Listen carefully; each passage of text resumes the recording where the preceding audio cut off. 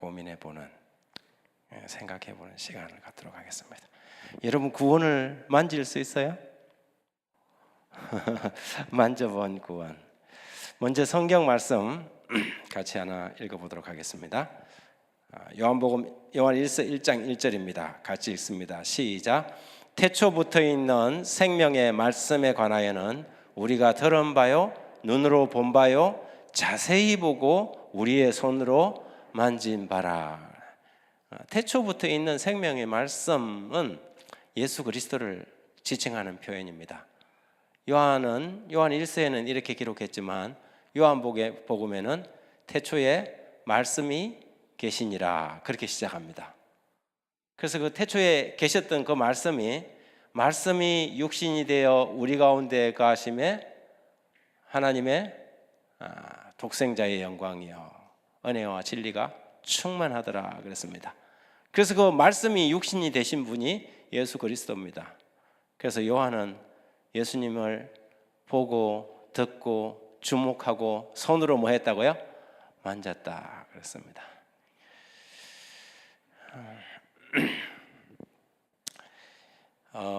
신앙에 있어서 관념적인 신앙이 있고요, 경험적인 신앙이 있습니다. 머릿속에 이론적으로 아는 신앙이 있고 가슴으로 경험하는 신앙이 있습니다. 만지는 신앙이라는 것은 그냥 설교를 듣고 그냥 단순히 이래해서 이렇게 그렇구나 하고 이해해서 하는 신앙의 차원을 넘어서 옆 사람 손을 한번 만져보실래요? 괜찮습니다. 오늘은 옆 사람 손 한번 만져도 괜찮습니다. 옆에 계신 분이 느껴집니까? 손을 잡아보니까 느껴지죠? 그 사람이 거기 있죠? 우리가 하나님을 믿을 때도 하나님이 옆에 있는 그 사람처럼 느껴지는 마음에 와닿는 신앙 말이죠. 날마다 하나님께 기도는 하고 중언부언하는데 하나님은 저기 우주 끝에 계신 것 같고 나는 여기에 외롭게 떨어져 있는 것이 아니라 하나님이 우리의 호흡처럼 가까이 내 곁에 와 계신 하나님으로 그렇게 믿어지는 그 하나님. 그래서 하나님은 영원한 현재라고 그런가 이야기를 드렸지 않습니까? 그래서 이 경험적인 신앙, 그래서 성경은 이렇게 말합니다. 영생은 참 하나님, 곧 영생은 유일하신 참 하나님이죠. 곧 그가 보내신 예수 그리스도를 아는 것이다 그랬습니다. 예수 그리스도를 뭐 하는 것이다? 아는 것이다. 영생은 아는 것이다. 영생은 아는 것인데 그 안다는 말이 관념적 지식을 이야기하는 것이 아니라 경험적 지식을 이야기하는 것입니다. 그래서 그 안다는 이 헬라어가 기노스코라는 단어인데 이 단어가 똑같이 사용된 데가 어디냐면 누가복음 1장에 보면 마리아에게 가브리엘 천사가 나타나서 내가 아들을 낳으리니 이름을 예수라 하라 그랬을 때 마리아의 반응이 내가 사내를 알지 못하는데 어떻게 이런 일이 있을 수 있습니까? 그랬어요. 내가 사내를 알지 못한다 할 때 사내를 안다는 말이 남자는 여자보다 근육이 더 강하고 키가 좀 더 크고 이런 개념을 안다는 게 아니죠. 사내를 안다는 것은 사내를 경험한 것을 이해해요. 내가 사내를 경험하지 않았는데 어떻게 내가 아들을 낳을 수 있느냐 이 말이에요. 그래서 영생은 유일하신 참 하나님과 그가 보내신 자 예수 그리스도를 안다고 할 때 그 안다는 것은 지식적인 알미 아니에요. 교회를 30년 다녀도요 이 지식에서 머무를 수가 있어요. 여기서 안다는 개념은 만져본 구원의 경험, 만져본 신앙의 경험을 이야기하는 것입니다.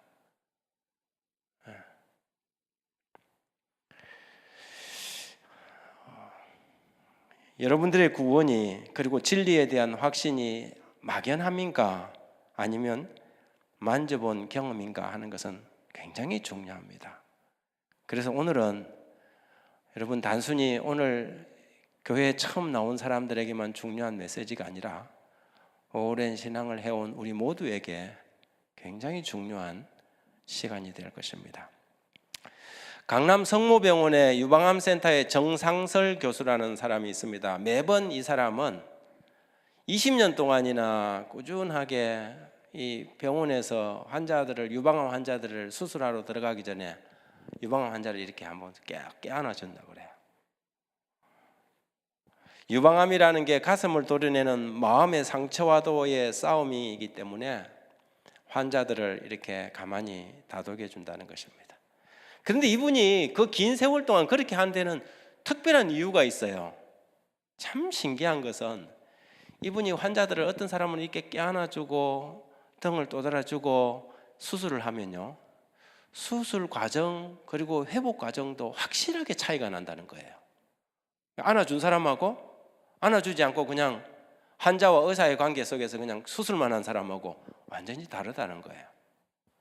그 한 번 수술하기 전에 안아준 것이 수술하는 과정이라든지 깨어나고 난 다음에 회복 속도도 완전히 달라지더라는 거죠. 포옹이 얼마나 중요한지. 그래서 요즘 여러분 포옹도 테라피가 있어요. 요즘은 프리허그도 있어요. 그죠? 프리허그 캠페인을 해요. 요즘 사람들이 워낙 앉는 데는 부부도 등 돌리고 자는 시대니까 그런 말이 있어요. 20대 때는 아래 위로 쌓아서 자고, 30대 때는 마주보고 자고, 40대 때는 천정 보고 자고, 50대는 등 돌리고 자고, 60대는 각방 쓰고, 70대는 어디 가서 자는지도 모르고, 80대는 하나는 산에서 자고 하나는 집에서 자고 그런데요. 여러분 이렇게 좀 잘 안아주세요.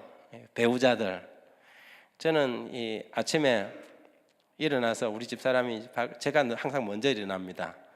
우리 집 사람이 바깥에서 뭐 이렇게 딸가닥 소리가 나면 문 살 열어보고 쫓아가고 뒤에서 프리허그, 백허그 딱 해주면 앞에서 이거 뭡니까 설거지 하다가도 그냥 갑자기 속도가 빨라져요.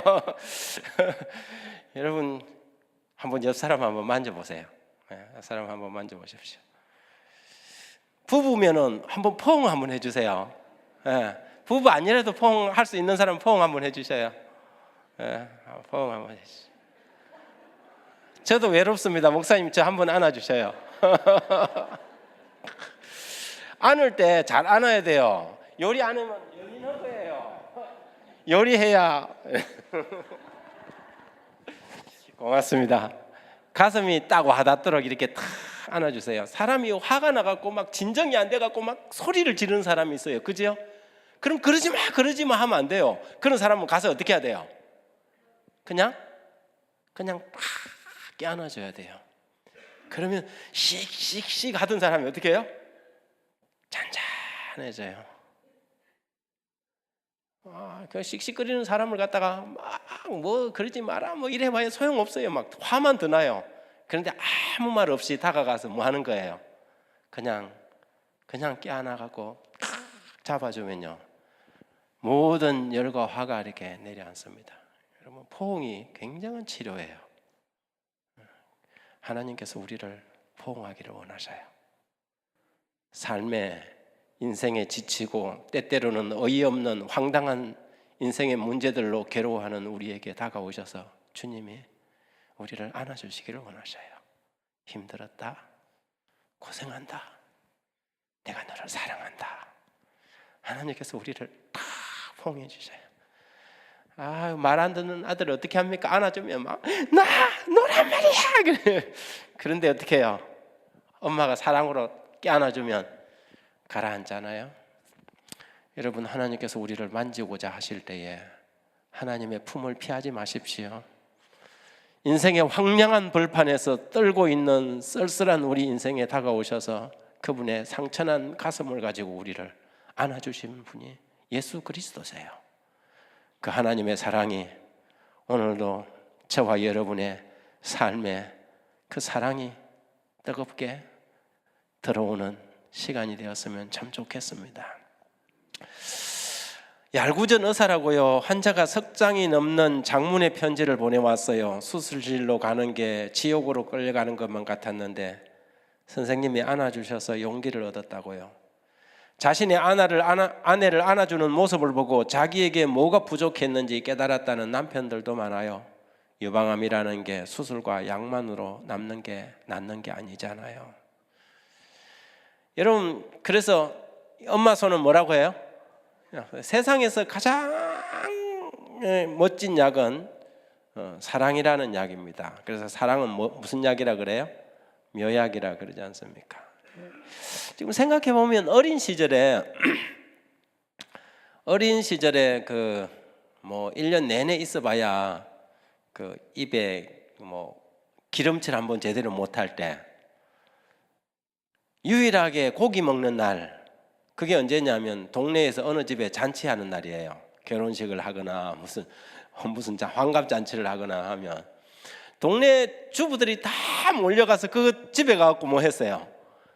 품맛이처럼 거기 가갖고 이제 딱 뭐 일을 해주잖아요. 그러면 막 이렇게 막 그 마당까지 나와갖고 부엌에서는 부엌대로 바깥에서는 막 전 부친다고 이래 하면요, 동네 애들이 다른데 안 가고 다 그 집 앞에 가서 놀았어요. 그리고 그 집 앞에 가서 깡통차기도 하고 숨바꼭질도 하다가 이래 보다가 엄마가 이렇게 그 뭐 적삼 뭐 이런 거 하다가 자기 아들 보면 어떻게 해요? 다 이렇게 불러요. 그러면 쫓아가갖고 엄마 앞에서 입을 딱 벌리면 거기다가 딱 찍어주잖아요. 그러면 그거 먹고 또 가서 또 놀고, 그렇게 하루 종일 그렇게 놀고 깡통차기 하고 놀다가요, 그렇게 먹은 날이면 그날 밤에 영락없이 배탈이 나요. 1년에 뭐 그런 걸 먹어봤어야죠. 그런데 그 잔치하는 날 그렇게 얻어먹고 하다 보면 배탈이 나가고 배앓이를 해갖고 막 타글타글 굴르잖아요. 그러면 뭐 무슨 뭐 병원이 있어요, 뭐가 있어요. 저 어린 시절의 기억에는 어머니가 제 옷을 이리 가지고 손으로 만져주는 게 다였어요. 그러면서 뭐래요? 주문 비슷한 걸 외워요. 우리 삼나 우리 이러면서 이렇게 배를 이렇게 만지면서 이거 오른손 이걸 가지고 또 꾹꾹 눌러요. 그러면 또 오른손 엄지손가락 하지 말라고. 근데 참 신기한 것은 엄마가 무슨 한의사도 아니고 의사도 아닌데 그렇게 한 30분 배를 훑어보면 나도 모르게 잠이 스르르 들어요. 그 다음날 아침에 일어나면 뭐 언제 아팠느냐는 듯이 또 쫓아나가서 놀고 그랬잖아요. 엄마 손은 약손이에요. 엄마 손은 약손이죠. 만지는 것, 터치하는 것이 얼마나 중요한지 모릅니다. 1995년 10월 17일 이게 매사추세츠의 메모리얼 병원에서 카이라와 브리엘이라는 이 쌍둥이 아이가 태어났어요. 그런데 이 언니 카이라는 건강하고 정상적으로 태어났는데 브리엘이라는 아이가 맥박도 호흡도 점점 떨어져 나간 것입니다. 이 아이들이 조산아였거든요. 그래서 이제 이 아이를 살리기 위해서 오만 방법을 다 해봤는데 희망이 없는 거예요. 점점 상태가 나빠지는 거죠. 그런데 그때에 한 이 간호사 선생님이 의사 선생님에게 이 아이들이 같은 엄마 뱃속에서 나왔으니까 인큐베이터에 좀 같이 넣어보면 안 되겠냐 그랬어요. 그랬더니 이 아이가 무슨 지금 질병에 이렇게 감염됐는지도 모르고 같이 넣었다가 무슨 일이 벌어질지 모르기 때문에 처음에 의료진들이 반대를 했어요. 그런데 이 간호사가 계속해서 그걸 주장을 한 거예요. 그러니까 한번 의논을 거쳐서 그러면 한번 인큐베이터에 넣어보자. 조사 과정을 다 거치고 같이 넣었어요. 그런데 참 재밌는 것은 이 아이들을 같은 인큐베이터에 넣자마자 언니 카이라가 브리엘의 어깨에 손을 덜썩 올린 거예요. 참 신기하게 언니가 동생을 이렇게 딱 포옹을 하는 그때부터 이 나빠졌던 모든 이 신체의 이 리듬이 정상적으로 회복되기 시작한 거예요. 아까 앞에 있던 이 사진은 그들이 다 커서 찍은 사진입니다. SBS에 한번 인터뷰를 하는 모습을 봤어요. 동생이 엄마 아빠가 그러는데 언니가 나를 살렸대요. 그렇게 언니의 포옹 하나가 죽어가던 이 아이 동생을 회복시켰다는 것이지요. 이 아이는 엄마한테 꾸중을 들었는지 집에서 뛰쳐나와서 계목을 끌어안고 있어요. 뭔가를 붙잡아야 되는 거죠. 2차 대전 당시 때 강을 하나의 사이에 두고 독일 나치의 이 수용 아이들 타가수가 양쪽에 있었어요. 전쟁통에 부모를 잃어버린 아이들을 맡겨놓은 타가소였어요. 근데 참 신기한 것은 음식도 환경도 거의 똑같아요. 들어가는 이 음식도 공급되는 건 똑같은데 강 이편에 있는 타가소는 그렇지 않은데 강 저편에 있는 타가소에서는 아이들이 자꾸 이렇게 영아들이 사망을 하는 거예요. 이유를 모르겠는 거예요. 왜 이렇게 빨리 이렇게 이 똑같은 환경 속에서 있는 타가소에서는 아이들이 한 명도 안 죽는데 이 타가소에는 계속해서 아이들이 죽는 거예요. 그래서 의사들이 자꾸 이렇게 좀 조사를 하고 해도 차이가 없는 거예요. 근데 딱 하나의 차이가 있었어요. 그게 뭐냐면 아이들이 죽지 않는 그 타가소에 정신이 살짝 나간 한 부인이 있었어요. 전쟁통에 폭격에 자기 아이를 잃어버린. 그래서 충격이 와서 정신이 살짝 이렇게 나간 사람이죠. 근데 이 사람은 아침에 일어나기만 하면 하는 일이 뭐냐면 그 누워있는 아이들 방으로 돌아다니면서 아이고 내 새끼 아이고 내 새끼 하면서 그냥 그 자기 아들 자식인 줄 알고 만져주는 거예요. 유일하게 그 하나의 차이가 양쪽 이 타가소의 영아 사망률의 차이를 확연하게 다르게 하더라는 거죠. 정신 나간 이 엄마의 이 만져주는 이 만짐이요, 전쟁통에서 부모를 잃어버린 그 영아들이 세상에서 살아가는데 막대한 지장을 끼치고 있다는 것이죠. 여러분, 정신 나간 사람이 이렇게 한번 만져주는 것도 이렇게 효과가 있다면 하나님이 우리를 만져주면 어떻게 되겠어요? 하나님의 만져주심이 우리에게 얼마나 필요하겠어요? 인생의 황량한 벌판에서 떨고 있는 우리에게 말입니다. 믿음은 만짐이다. 이 믿음을 통하여 우리는 손을 뻗어 주님의 못자국 난 손을 만짐으로 우리의 구원을 경험하고 그분이 우리를 만져주심으로 그분은 우리를 치유하신다. 요한복음에 보면 같이 읽어봅니다. 시작. 도마에게 이르시되 내 손가락을 이리 내밀어 내 손을 보고 내 손을 내밀어 내 옆구리에 넣어보라. 그리하여 믿음이 없는 자가 되지 말고 믿는 자가 되라. 류시아시라는 분 아시죠? 그분이 쓴 시에 글에 보면 이런 표현이 있어요. 세상에서 가장 먼 거리는 사람의 머리와 가슴까지 30cm밖에 안 되는 거리입니다. 머리에서 가슴으로 이동하는데 평생이 걸리는 사람도 있습니다. 그러세요. 여러분, 많은 사람들의 신앙이 머리에 있는 거죠. 예수를 믿긴 믿어도 머리로만 믿는 거예요. 이 가슴으로 잘 안 내려오는 거죠. 어떤 사람은 여기서 여기 내려오는데 30년 걸리는 사람이 있어요. 어떤 사람은 불행하게도 머리에서 있다가 무덤 속으로 내려가는 사람도 있습니다. 여러분, 그런데 참 신앙은 여기에서 여기로 내려와야 돼요. 여기서 여기까지 30cm 밖에 안 되는데 이게 여기서 여기까지가 세상에서 가장 먼 거리라고 그래요. 여러분, 저와 여러분의 신앙이 오늘 이 순간에도 여기에서 여기로 쿵 내려올 수 있습니다. 우리가 예수 그리스도를 만지는 경험이 우리에게 필요한 것이죠. 어떻게 하면 우리의 신앙이 만져본 신앙이 될 수 있을까요? 만짐은 믿음이요 확신이다. 우리는 요한의 고백처럼 주님을 만지는 사람이 되어야 한다. 오늘 이 시간은 우리가 주님을 만지는 시간이다. 우리는 궁핍 가운데서 주님을 만짐으로 풍요해지고 위기 가운데서 주님을 만짐으로 살아난다. 제가 베델 수양원 가갖고 이렇게 말씀 강의를 할 기회가 있었는데요. 경남 하동에 있는, 거기는 다 암 환자들이 대부분 옵니다. 그날도 제 강의를 듣는 사람들은 거의 대부분이 암 환자들이었어요. 한 40여 명 되는 암 환자들이었는데 제가 그분들에게 강의하다 말고 제가 물었어요. 여러분, 왜 자꾸 살려고 하십니까? 지금 암 고쳐갖고 낫겠다고 온 사람들 보고 아니 왜 자꾸 살려고 하십니까? 그랬어요. 이분들이 멍쳤어요. 어떻게 하면, 이렇게 하면 뭐 많이 웃어라, 많이 뭐 기뻐해라, 긍정적으로 생각해라, 그래야 좋는다, 이리 강의를 할 줄 알았는데, 제가 대뜸 여러분 왜 자꾸 살려고 하십니까? 이분들이 충격을 딱 받았어요. 그 다음에 제가 던진 말이 그거예요. 여러분이 살고 싶으면 살아야 될 여러분의 삶의 이유와 목적이 있어야 되지 않습니까? 그냥 하루 더 살려고 하는 것, 1년 더 살려고 하는 것, 여러분 그거 욕심입니다. 여러분 우리가 살아가는데 삶에는 사명이라는 게 있습니다.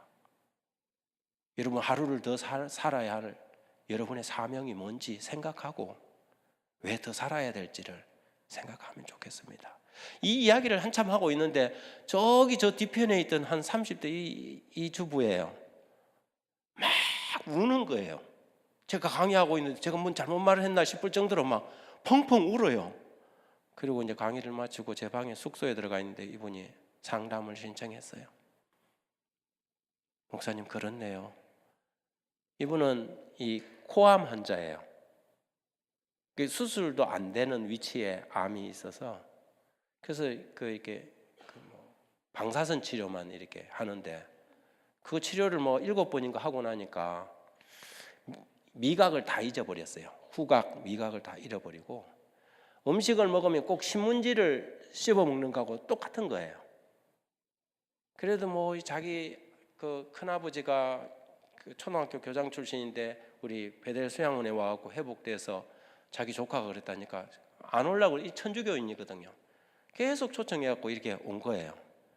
처음에 와갖고는 별로 마음에도 안 들고 그냥 집회에도 그냥 형식적으로 왔다 갔다 했는데 그날 그 강의를 들으면서 이분이 충격을 받은 거예요. 그래, 내가 왜 그냥 단순히 자꾸 살려고만 하지? 그러면서 나는 지금까지 뭘 하고 살아왔지? 내 삶의 사명은 뭘까? 이 생각이 드니까 지금까지 자기의 삶 자체가 그냥 진짜 아무것도 아니더라는 거예요. 그러면서 내가 뭔가 좀 인생의 새로운 삶을 살아야 되겠다는 생각을 하기 시작한 거죠. 그리고는 이제 그날 와갖고 자기의 삶의 방향을 정한 거예요, 이분이. 그리고 난 다음에 한참 지나서 이 사진을 저한테 보내왔어요. 이분이 자기 상태가 굉장히 좋아져갖고 많이 회복됐고 제주도에서 사진을 찍어갖고 저 옆에 있는 분이 한국에 한때 미국 대사로 계시던 분이잖아요. 저분하고 사진을 찍어갖고 저한테 이렇게 보냈더라고요. 이분의 인생에 여러분 하나님의 말씀을 듣는데 많은 말씀이 우리를 고치는 게 아니에요. 하나님의 말씀이 한 말씀이라도 그것이 내 마음에 와들어오면 그 살아있는 말씀이 우리의 영혼을 고칩니다. 하나님의 말씀 한 말씀이면 넉넉해요. 선생님 말씀만 하옵소서 그리하면 내 하인이 낫겠나이다. 예수님의 한 말씀이면 그 하인이 낫는 거예요. 그런데 우리가 살아가면서 하나님의 그 한 말씀도 붙잡지 못하고 살아갈 때가 너무 많다는 것이죠. 성경에 12회를 혈류증으로 앓는 한 여인에 대한 이야기가 마가복음에 나옵니다. 여러분 성경의 이야기들이 남의 이야기가 아니라 내 이야기가 될 때 복음이 돼요. 12회를 혈류병으로 앓는 이 여인의 이야기 속에요, 성경의 신앙의 모든 진수가 여기에 다 녹아 있어요. 이게 삭개오의 이야기든 이 사마리아 우물가의 여인의 이야기든 예수님의 옷자락을 손으로 만진 이 여인의 이야기든 그 이야기 속에요, 사실은 하나의 복음이 딱 들어가 있어요. 우리가 먼저 이 이야기를 한번 읽어보겠습니다. 제가 흰색 글씨를, 여러분이 노란색 글씨를 한번 읽겠습니다. 12회를 혈류증으로 앓아온 한 여자가 있어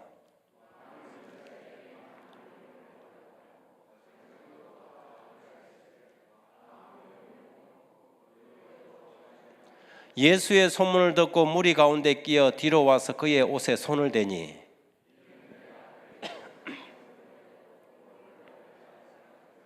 이에 그의 혈루 근원이 곧 마름에 병이 나은 줄을 몸에 깨달으니라. 12회를 혈류증으로 앓은 한 여자가 있어라는 25절의 이 첫 구절은요, 인간들의 상태를 보여주는 핵심적인 구절이에요. 12회를 혈류증으로 앓은 이 여인, 예수님께서 뭐라고 하셨어요? 예수께서 대답하시되 건강한 자에게는 의사가 쓸데없고 병든 자에게야 쓸데있느니라 말씀하신 것처럼, 여러분, 우리의 구원은 어디에서 출발하느냐 하면 우리 자신이, 우리의 영혼이 절망적으로 병든 존재라는 것을 인정할 때 시작하는 것입니다. 12회를 혈류증으로 앓았다 그랬어요. 여러분, 긴 세월의 질병 속에서 살아가는 사람, 얼마나 그 병에서 놓여나고 싶은 갈망이 있는지 여러분 잘 아시지 않습니까? 거기에서 인간들의 구원이 시작되는 것입니다. 구원의 필요성은 인간의 절망적인 처지에서 시작된다는 것이죠. 26절에 보면 많은 의원에게 많은 괴로움을 받았고 있던 것도 다 허비하였을 때 아무런 효험도 없고 도리어 더 중하였던 차에, 이 말이 무슨 말이에요? 구원에 대한 인간의 노력의 전적인 무능력을 이야기하는 것이에요. 여러분, 기독교는 사람의 노력과 덕과 선행으로 구원을 받을 수 없다는 것을 명확히 하는 종교가 기독교입니다. 여러분, 이 여인은 그 병에서 노임을 받기 위해서 돈을 쓰고 의사들을 찾아다녔지만 그게 뭐라고 했어요? 괴로움을 받았고 있던 것도 다 허비하였는데 효험이 있어요, 없어요? 없고 도리어 더 중해졌다 그러세요. 시대의 소망이라는 책에는 이렇게 기록합니다. 그 여자는 모든 재산을 의사의 치료비와 약값으로 다 썼으나 불치라는 선고를 받았을 뿐이다. 죄의 문제는 그렇습니다. 죄에 관해서는 인간의 노력으로 죄를 고칠 수 있는 방법이 있다 없다? 없다는 것입니다. 불치예요. 불치예요. 그런데 여기 보십시오. 더욱더 간절히 고려해야 하고 더욱더 자주 반복해야 하며 우리의 마음속에 더욱 확고히 확정해야 할 것이 있다면 그것은 곧바로 타락한 인간이 자신의 최고의 선행으로 공덕을 쌓는다는 것이 불가능하다는 것이다. 구원은 예수 그리스도 안에 있는 믿음, 어떤 믿음이에요? 절대 믿음으로만 가능하다. 구원은 믿음으로만 가능하다는 거예요. 그런데 27절에 그런 인간에게 누구의 소문이 있었어요? 예수의 소문을 들은 거예요. 이걸 갖다가 복음이라 하는 것입니다. 이것이 복음이다. 전혀 희망이 없는 인간의 무능력한 처지에서 예수의 소문, 그것이 복음이다. 이 소문을 바울이 듣고 우리 주 예수 그리스도로 말미암아 하나님께 감사리로다. 오호라 나는 공고한 사람이로다. 이 사망의 몸에서 누가 나를 건져내라고 갈등하고 탄식했던 바울이 우리 주 예수 그리스도로 말미암아 하나님께 감사한다고 소리쳤습니다. 그것이 복음이기 때문에 그렇습니다. 그런데 28절에 복음이 왔으면 그게 뭐가 필요해요? 믿음이 필요합니다. 그 여인이 이는 내가 그의 옷에만 손을 대어도 구원을 얻으리라. 여러분, 이 여인이 그 복음, 예수님이 오신다는 이야기를 듣고 그 예수님을 만나기 위해 나갔지만 예수님 주변에 수많은 무수한 사람들이 있잖아요. 근데 12년 동안이나 혈류증을 앓았으니 파리하게 핏빛이 없는 이 여인이 무슨 힘이 있겠어요? 군중들 틈을 비집고 예수님께 나가려고 하지만 군중들에게 밀려서 오히려 더 떠밀려 가는 것입니다. 그런데 여러분, 예수님께서 오히려 그 여인에게 다가오시는 것입니다. 예수님이 사람들도 눈치채지 못하게 자기를 만나기 위해서 나온 그 여인이 그 군중들을 틈을 비집고 들어오고 싶어서 발부둥하고 있을 때 예수님이 개걸음으로 그 여인에게 다가오시는 것입니다. 예수님이 여인에게 다가와갖고 여인이 아무 생각 없이 예수님을 만질 수 있는 거리에 오는 게 아니에요. 우리 예수님이 참 심술꾸러기 같아요. 가까이 오긴 오는데 이 여인이 손만 내뻗으면 잡을 거리가 아니고 손을 내뻗어서 한 뼘 바깥으로 지나가셔요. 한 뼘 바깥으로. 이는 내가 그의 옷에만 손을 대어도 구원을 얻으리라 하밀러라. 여기에 보면 절호의 기회가 왔다. 그 여자는 드디어 크신 의원이신 예수 앞에 있게 된 것이다. 그러나 그 여자는 혼잡 속에서 예수의 모습을 잠깐 스쳐 보았을 뿐 그에게 말할 수도 없었고 그를 붙들 수도 없었다. 구조될 유일의 기회를 놓칠까 두려워서 그 여자는 앞으로 밀고 나가면서 혼잣말로 그 겉옷만 만져도 구원을 받겠다고 하였다. 그 여자는 예수께서 지나가실 때에 앞으로 나아가 예수의 옷가를 간신히 만지는 데 성공하였다. 그러나 그 순간에 그 여자는 자기가 나았다는 것을 알았다. 한 번의 만짐에 그 여자의 일생의 믿음이 집중되었고 그 즉시로 여자의 고통과 쇠약함은 완전한 건강의 활력으로 바뀌었다. 여러분, 눈을 감고 한번 상상해 보세요. 예수님께서 지금 옆걸음으로 이 여자에게 다가오시는 거예요. 예수님은 아셔요. 누가 예수님을 필요로 하고 있는지 예수님은 다 알고 계셔요. 마음속으로 흘리는 눈물도 예수님께서는 보고 계시는 것이죠. 예수님께서 다가오셨어요.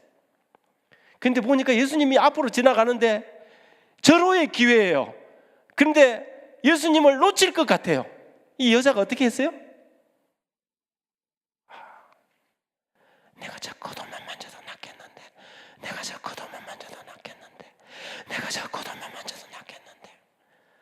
그 여인의 마음속에서 간절함이 끌어오는 것입니다.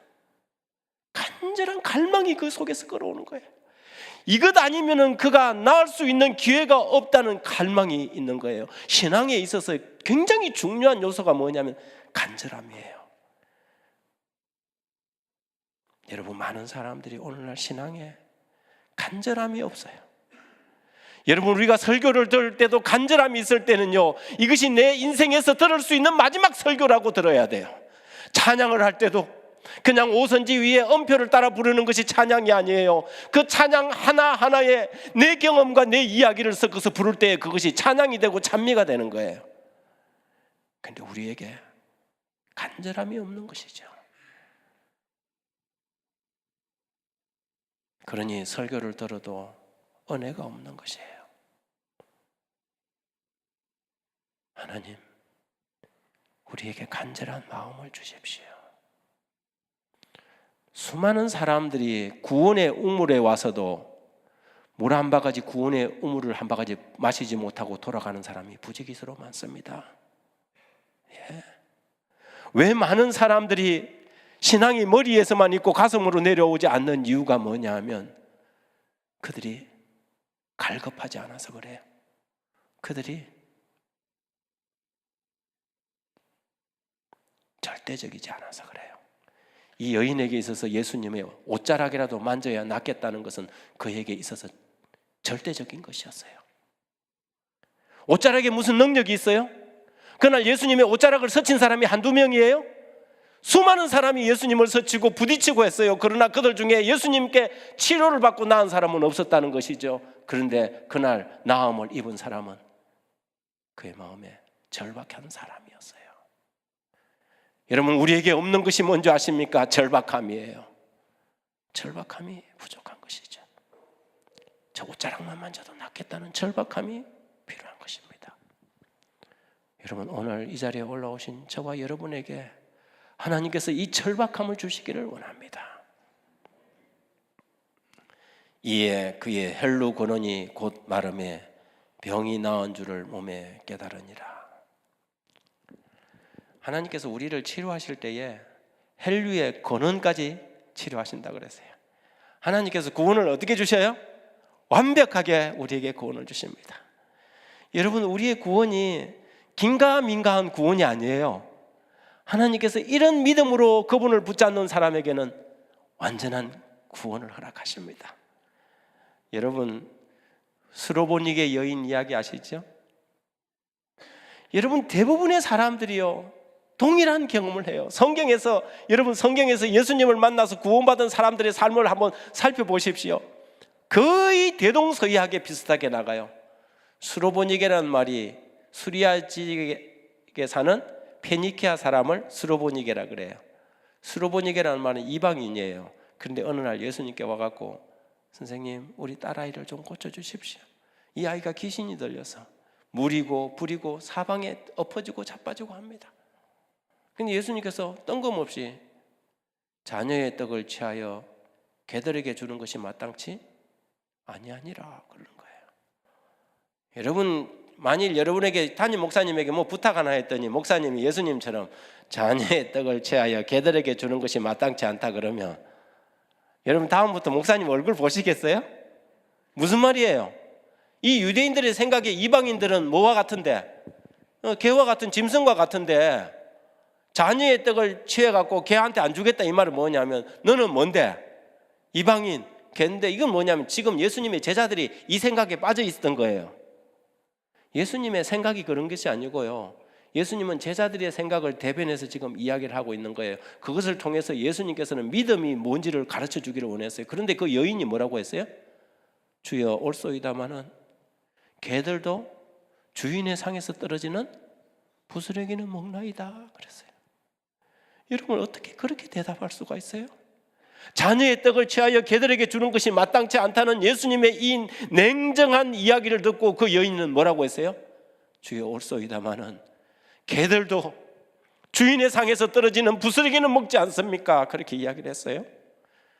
어떻게 그런 믿음을 나타낼 수 있었을까요? 어떻게 그렇게 반응할 수 있었을까요? 절박함 때문에 그래요. 여러분, 절박함이 사람을 변화시키는 것입니다. 이 여인이요, 자기 딸이 물이고 불이고 넘어져서 거품을 흘리고 눈이 이렇게 뒤집어졌을 때 그 아이를 진정시키기 위하여 밤낮이고 그 아이를 끌어안고 정신 좀 차려라 이 녀석아, 울고 불고 그렇게 봤기 때문에 내가 개가 되고 내가 짐승 취급을 받는다 하더라도 내 자식만 낳을 수 있다면 오케이, 문제 없어요. No problem. 주인의 상에서 떨어지는 부스러기라도 줬으니 그것을 좀 나눠주십시오. 여러분, 이게 절박함이에요. 여러분, 구원에 있어서 이것이 얼마나 소중한지를 우리가 알 필요가 있다는 것이죠. 12회로 혈류증을 앓았던 이 여인에게도 이 믿음이 있었어요. 사랑하는 여러분, 우리에게 이 절박한 믿음이 있었으면 좋겠습니다. 여러분, 이 한 주 동안 우리 이웃의 초청을 받고 친구분의 초청을 받고 오레곤 중앙교회에 한번 행사와 잔치에 한번 와준 것이 아니라 여러분, 이것이 여러분의 인생의 절호의 길이라는 사실을 기억했으면 좋겠습니다. 하나님, 내 인생에도 새로운 삶을 시작할 수 있는 이 절호의 기회, 나도 주님의 옷자락을 붙잡고 살아날 수 있도록 도와주십시오. 이 거룩한 고백이 여러분 고백되어서 이에 그의 혈루의 근원이 곧 마름에 병이 나은 줄을 깨달으니라. 우리를 불쌍히 여기셔서 우리의 죄악을 발로 밟으시고 우리의 모든 죄를 깊은 바다에 던지시리이다. 그러고 난 다음에 30절에 예수님께서 뭐라고 했어요? 누가 내 옷에 손을 대었느냐. 제가 그랬잖아요. 여기에 구원의 모든 이것이 다 녹아 있다고. 구원의 필요성, 구원의 과정, 그 다음에 복음, 믿음, 구원, 그 다음에 뭐가 있어요? 간증과 고백. 예수님께서 지나가다가 옷 만져갖고 나았으면 됐지 왜 다시 돌아서 갖고 그 이야기를 했겠어요? 누가 내 옷에 손을 대었느냐. 예수님은 아무 생각 없이 예수님을 만진 사람하고 믿음을 가지고 만진 사람하고 구분하셔요? 구분하십니다. 신앙에 관하여 경박하게 말하거나 줄인 심령과 산 믿음 없이 기도하는 것은 아무런 소용이 없다. 그리스도를 단순히 세상의 구주로 받아들이는 명목상의 믿음은 결코 심령의 치유를 가져올 수 없다. 구원에 이르는 믿음은 단순히 진리에 대한 단순한 지적인 동의가 아니다. 온갖 것을 알기까지 믿음을 활용하지 않는 자는 하나님의 축복을 받을 수 없다. 그리스도에 관하여 믿는 것으로 충분하지 않다. 우리는 그리스도를 참으로 믿어야 한다. 믿긴 믿어도 어떻게 믿으라고요? 진짜 믿으라 이거예요. 참으로 믿는 거하고 그냥 믿는 거하고 달라요. 그리스도를 참으로 믿어야 한다. 예수님이 그냥 갔더라면 이런 일이 생겼을 거예요. 어떤 사람이 12년 동안이나 이랬던 사람이 건강해졌어요. 어떻게 나았대? 글쎄 내가 예수님의 옷자락을 만졌더니 나았어. 그러면 사람들이 그때부터 어떤 소문이 나겠어요? 예수님의 옷자락에 무슨 신비한 신통한 능력이 있다고 소문이 날 수 있어요. 예수님은 그걸 원하지 않았어요. 예수님의 옷자락에 능력이 있는 게 아니었거든요. 예수님이 돌아서서 누가 내 옷을 만졌느냐 그러면서 당신에게서 능력이 나간 것을 말씀하셨습니다. 여자가 제게 이루어진 일을 알고 두려워하여 떨며 와서 그 앞에 엎드려 모든 사실을 여짜온대. 자기에게 일어난 일을 경험을 이야기하는 게 이게 전도예요. 전도는 남의 이야기 갖다가 이렇게 주는 게 전도가 아니고, 전도는 뭐예요? 하나님께서 나에게 베푸신 은혜를 고백하는 것이 전도입니다. 여러분, 오레곤 중앙교회 온 성도들의 삶이 여러분의 이야기가 전도가 될 수 있게 되길 바랍니다. 그러려면 우리의 믿음이 여기 있지 말고 어디 있어야 돼요? 여기 있어야 돼요. 가슴에 있어야 돼요. 가슴에서 어디까지 나가야 돼요? 손과 발로 나가야 돼요. 구원이 머리에서 가슴으로, 가슴에서 손과 발로 나가서 우리가 사는 이 커뮤니티의 지역 공동체에 하나님의 복음의 능력이 물이 바다를 덮음처럼 가득 넘칠 수 있도록 하나님께서 이 저녁 이 자리에 계신 여러분의 생애에 구원의 놀라운 만져본 경험이 충만하기를 간절히 바랍니다.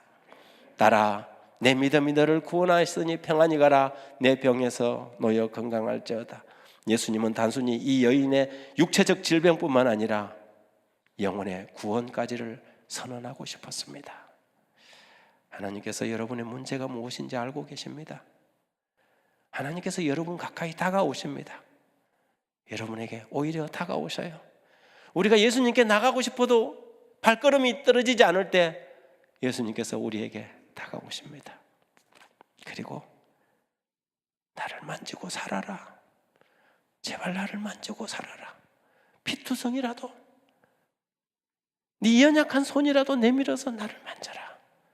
그러면 내가 구원의 축복을 폭포수처럼 너에게 부어주고 싶다. 만져라. 만져보고 살아라. 그렇게 말씀하십니다. 이 호주에 소개된 방송인데요, 케이트와 데이비드 오그 부부에 대한 이야기입니다. 카이라와 브리엘 이야기하고 거의 비슷한 사건이었어요.